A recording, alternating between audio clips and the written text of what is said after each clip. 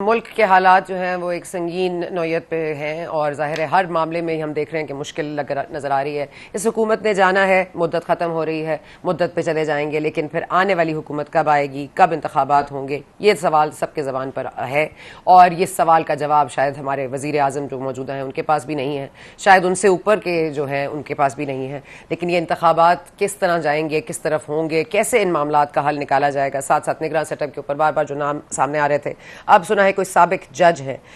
जो कि हमें पता है कौन है, लेकिन हम क्यों बताएं। आपका तो नाम नहीं है, तो ये साबिक जज और बात हो रही है हफीज शेख की। आपको क्या लगता है कोरा किसके नाम निकलेगा? देखें जी, अगर मेरी तो राय पे अगर होना हो तो ऑब्वियसली मैं तो जो नाम चल रहा है जुडिशरी से,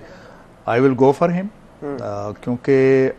हफीज शेख साहब को तो हम बहुत दफ़ा आजमा चुके हैं, उनकी कारकर्दगी देख चुके हैं और उनके हवाले से जितनी उनकी कैपेसिटी है उससे भी हम वाकिफ़ हैं।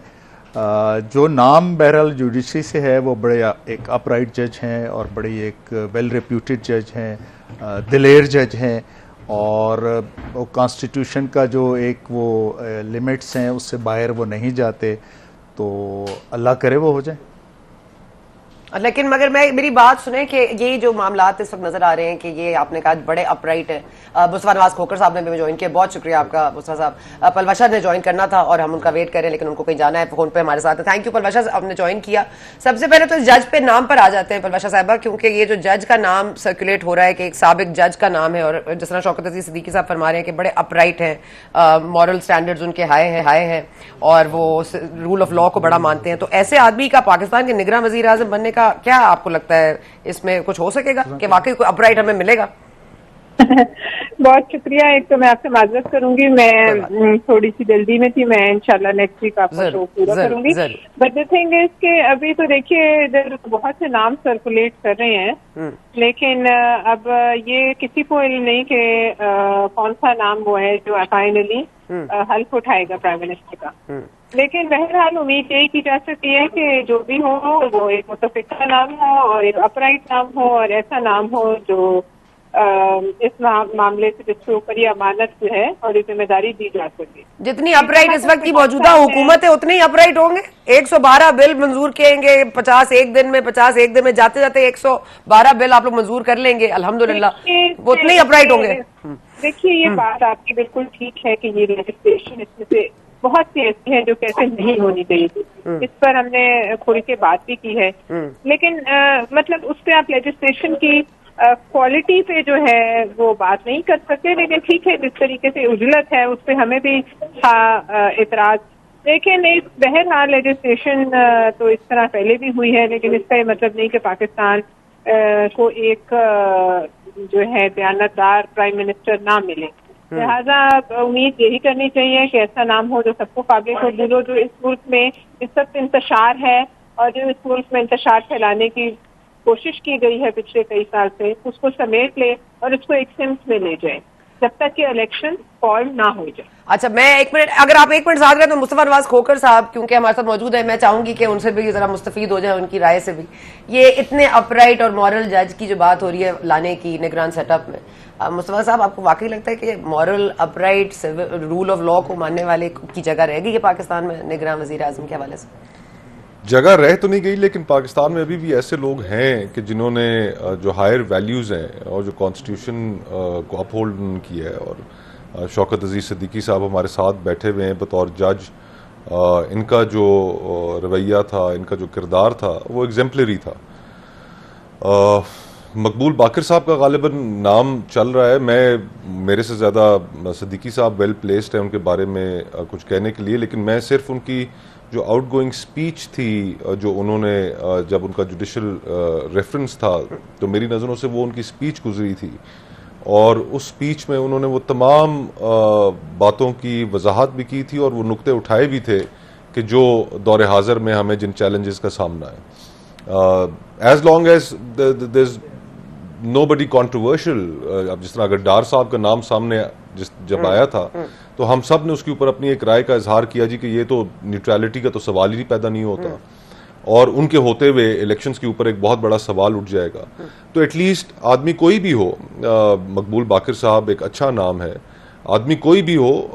इलेक्शंस के ऊपर सवाल नहीं उठना चाहिए, और मेरे ख्याल से इस तरह के आदमी की मौजूदगी में इलेक्शंस के ऊपर सवाल नहीं उठेगा। इससे पहले आपको याद होगा कि पिछली दफ़ा जब केयर टेकर प्राइम मिनिस्टर बने थे 2018 में, वो जस्टिस नासिरुल मुल्क साहब थे, और वो भी एक बहुत अच्छी उनकी रेपुटेशन थी एज चीफ जस्टिस भी और एज प्राइम मिनिस्टर भी। और प्राइम मिनिस्टर के इख्तियार में इतना कुछ होता नहीं है, असल तो इलेक्शन ईसीपी ने कराने होते हैं, लेकिन अगर रूलिंग कोएलिशन कोई ऐसा नाम सामने लेकर आएगा कि जिसकी न्यूट्रलिटी के ऊपर पहले से ही शुकूक व शुबहात हों, तो फिर इलेक्शंस के ऊपर इस माहौल में सवाल उठना मुनासिब नहीं होगा, जहाँ पर हमारी सोसाइटी ऑलरेडी पोलराइज्ड है, जहाँ पर हम एक दूसरे से बहुत माशरे के अंदर दूर जा चुके हैं, ग्रोहों में बढ़ चुके हैं और एक दूसरे की बात सुनने के लिए तैयार नहीं है। तो इस माहौल में एक न्यूट्रल आदमी हो तो बेहतर। न्यूट्रल आदमी की बात कर रहे हैं क्योंकि एक संगीन मामलात हैं, लेकिन जो मजाक है वो तो इंसाफ का आपने भी देखा है किस तरह बनाया गया, आप उसके जाहिर है उसके रिसीविंग एंड पे रहे हैं। एक मजाक सियासत में भी बन रहा है और एक मजाक का हिस्सा पार्टियां भी हैं जो कि एहतजाज कर देती हैं जब बिल आता है, लेकिन उसमें पूरे में बैठती हैं, उसको प्रूव भी करती हैं, लेकिन एक धुएंधार स्पीच जरूर आती है। तो ये तजाद क्यों है? और अगेन मैं आऊंगी, जैसे उन्होंने अब नाम ले लिया मकबूल बाकर साहब का, तो इनके नाम पर आपको पता है क्योंकि he is a pro democracy and you know उनकी बड़ी एक जज्बात है, लेकिन जो हमारा सेटअप है क्या उसकी इजाजत देगा कि वो आए? देखिए जी, सेटअप को गुंजाइश बनानी पड़ेगी इस तरह के लोगों को, और अगर आप क्या जो है अगर इस लिहाज से आपकी आइडियल जो है वो शहबाज शरीफ साहब हैं, तो फिर तो ये मुल्क नहीं इस तरीके से चलने लगा। फिर तो जाहिर है इस मुल्क में ना मार्शल लॉ लगाने की ज़रूरत है किसी को, और ना ही आइन को मुअत्तल करने की ज़रूरत है। तो हमें इस तरह के लोगों को आगे लाना पड़ेगा, उनकी मिन्नत करके आगे लाना पड़ेगा, और तब ही जाके हम किसी सही सिमत में जो है वो जा सकते हैं। एक अभी आपने क्वेश्चन किया था मोहतरमा पलवाइशा खान साहिबा से कि ये लेजिस्लेशन के हवाले से, देखिए इसमें कोई शक नहीं है कि कौमी असम्बली की मुद्दत जो है वो 5 साल होती है, और आप उन 5 साल के अंदर जो लेजिस्लेशन है वो कर सकते हैं। लेकिन जिस आप 5 साल में से 4 साल 10 महीने जो है वो खामोश रहें और आखिरी 2 महीनों में आपको मखसूस हालात के तनाज़र में तरह तरह की लेजिस्लेशन करना शुरू कर दें, उसमें ना बुनियादी हकूक़ की बात हो, और उसमें जो कुछ भी पहले जो झिझक होती थी हमारे मखसूस अदारों को कोई काम करते हुए, कोई चीज़ स्टेप लेते हुए, उस झिझक को ख़त्म कर दिया, उनको आपने लाइसेंस टू किल दे दिया। मेरी इसमें एक बड़ी ऑनेस्ट एक राय मैं रखता हूँ इस हवाले से कि देखें, कोई भी पार्टी जो इलेक्शन में जाती है उसको उसका ये मैनिफेस्टो में एक चीज़ होनी चाहिए कि जी कि ये पाकिस्तान में क़वानीन हैं, इनके अंदर ये सुकम है, हमें ये मैंडेट दें कि हम इस सुकम को दूर करें। नंबर 1, नया कानून कौन सा बनना चाहिए वो होना चाहिए, और कॉन्स्टिट्यूशन में जो है वो कहाँ कहाँ पे अमेंडमेंट रिक्वायर। देखिए, मेरा अगर मैंडेट नहीं है किसी, मसलन मैं ये कहता हूँ कि आपको फ़ौज को ये कारोबारी छूट देने की कोई ज़रूरत नहीं है, मैं या इसलिए आपको वोट नहीं देना चाहता, लेकिन मेरा वोट लेकर आप वही काम करें, तो इसका मतलब ये है कि आपने मेरे साथ जो है वो धोखा किया है, क्योंकि मैंने इस बात के लिए आपको अपना वोट नहीं दिया था, मैंडेट नहीं दिया था। तो इसलिए कानून साजी करने के लिए जो है ये कोई बिल्कुल बच्चों वाला तो काम नहीं है कि आप ना प्रॉपरली किसी चीज़ के ऊपर डिबेट करवाएं, ना प्रॉपरली किसी चीज़ को इशू को हाईलाइट करें। कानून साजी मुल्क में होती है, आप इंटेलिजेंसिया से के ऑब्जेक्शंस उसके ऊपर लेते हैं, आप सिविल सोसाइटी को उसमें राय में लेते हैं, फिर उसके बेस करते हुए सिद्दीकी साहब, सॉरी मैं आपकी बात काट रहा हूं, लेकिन देखें ना, अब वो बार बार बात हो रही थी JUIFA के सेनेटर कामरान मुर्तज़ा ने बड़ा धुआंधार स्पीच की, और देखें उन्होंने इसके खिलाफ बोला, इसके खिलाफ बोला, फिर उनको ये शटअप कॉल इस तरह दी गई कि देखें जी आपके अपने असद महमूद साहब बैठे थे इस मीटिंग में, तो उन्होंने क्यों नहीं एतराज उठाया। तो ये भी तो बुनियादी बात है ना कि आप खुद पहले तो आप लोग राजी हो जाते हैं, फिर आपको नाराजगियां भी होती हैं, ये कोई पब्लिक इमेज के लिए करते हैं। देखिए, ये अपनी मेरा ये ख्याल है कि जब एक पार्टी की बेस के ऊपर कोई डिसीजन हो जाए पार्लियामानी पार्टी का, फिर उसके मुताबिक ही सबकी राय होनी चाहिए। ये मेरे भाई माशाल्लाह ये पार्लियामेंटेरियन रहे हैं, सेनेटर रहे हैं, ही नोज, इनको सारी चीज़ों का पता है। जिस तरह इस दफ़ा मजाक बना है लेजिस्लेशन का,